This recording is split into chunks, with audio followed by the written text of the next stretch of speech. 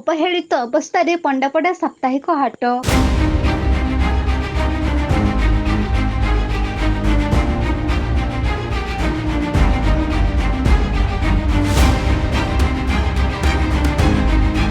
କେନ୍ଦୁଝର ଜିଲ୍ଲା ଘଟଗାଁ ବ୍ଲକ ଅନ୍ତର୍ଗତ ପଣ୍ଡାପଡ଼ା ଗ୍ରାମ ପଞ୍ଚାୟତରେ ରହିଛି ଏକ ସାପ୍ତାହିକ ହାଟ। ପ୍ରତି ବୁଧବାର ଦିନ ସକାଳୁ ସକାଳୁ ଏଠାରେ ବିଭିନ୍ନ ଅଞ୍ଚଳରୁ ଦୋକାନୀ ଆସି ଦୋକାନ ଖୋଲିଥାନ୍ତି। ଏହି ପଣ୍ଡାପଡ଼ା ହାଟକୁ ଆଖପାଖରେ ଅନେକ ଗାଁ ଭରସା କରି ରହିଥାନ୍ତି।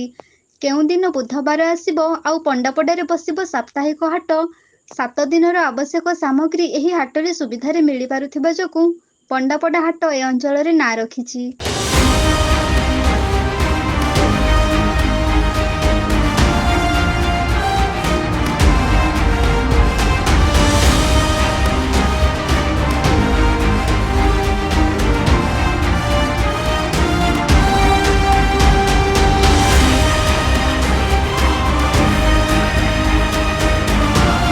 କିନ୍ତୁ ଦୁଃଖର ବିଷୟ ଯେ ଗ୍ରାମ ପଞ୍ଚାୟତର ମୁଖ୍ୟାଳୟରେ ଏହି ହାଟ ବସୁଥିଲେ ମଧ୍ୟ ସାପ୍ତାହିକ ହାଟଟି ପ୍ରଶାସନର ଶୁଭ ଦୃଷ୍ଟିରୁ ଦୂରେଇ ରହିଛି। ଏହା ଏକ ବଡ଼ ହାଟଟିଏ ହୋଇଥିଲେ ମଧ୍ୟ ହାଟରେ ଆବଶ୍ୟକୀୟ ହାଟପିଣ୍ଡିର ଅଭାବ ରହିଛି। ବିଭିନ୍ନ ଅଞ୍ଚଳରୁ ଆସିଥିବା ଦୋକାନୀମାନେ କେବଳ ନିଜର ପଲିଥିନ୍ ବ୍ୟବହାର କରି ଦୋକାନ ଖୋଲିଥିବା ବେଳେ ବର୍ଷା ପବନ ହେଲେ ଦୋକାନୀମାନଙ୍କ ଅସୁବିଧା କହିଲେ ନ ସରେ।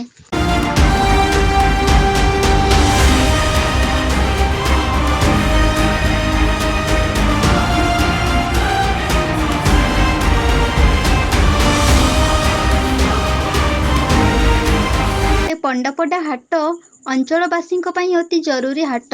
ଏହି ହାଟକୁ ଭରସା କରି ଅଞ୍ଚଳବାସୀ ଆଗକୁ ଯାଇଥାନ୍ତି। ଦୈନନ୍ଦିନ ଜୀବନର ଆବଶ୍ୟକୀୟ ସାମଗ୍ରୀ ହେଉ କିମ୍ବା ବାଡ଼ି ବଗିଚାରେ ପନିପରିବା ଚାଷରେ ବ୍ୟବହୃତ ଜିନିଷ ହେଉ, ଏ ସମସ୍ତ ଜିନିଷ ପ୍ରାୟ ଏହି ପଣ୍ଡାପଡ଼ା ହାଟରେ ମିଳିଥାଏ। ତେଣୁ ଏହି ପଣ୍ଡାପଡ଼ା ହାଟକୁ ଭରସା କରି ସ୍ଥାନୀୟ ଲୋକମାନେ ନିଜ ଜୀବନ ଜୀବିକାର ଆବଶ୍ୟକତା ପୂରଣ କରିଥାନ୍ତି।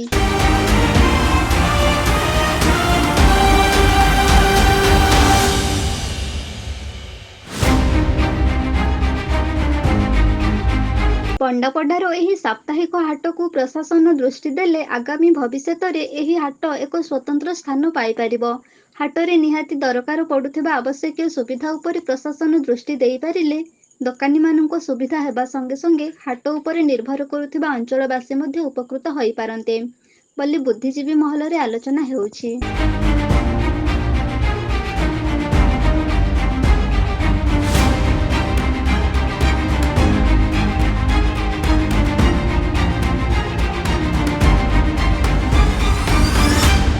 ଘଟଗାଁରୁ ଦେବାନନ୍ଦ ମହାନ୍ତଙ୍କ ସହିତ ଉତ୍ତମ ଚରଣ ଖଣ୍ଡାଙ୍କ ରିପୋର୍ଟ, এবি ନ୍ୟୁଜ।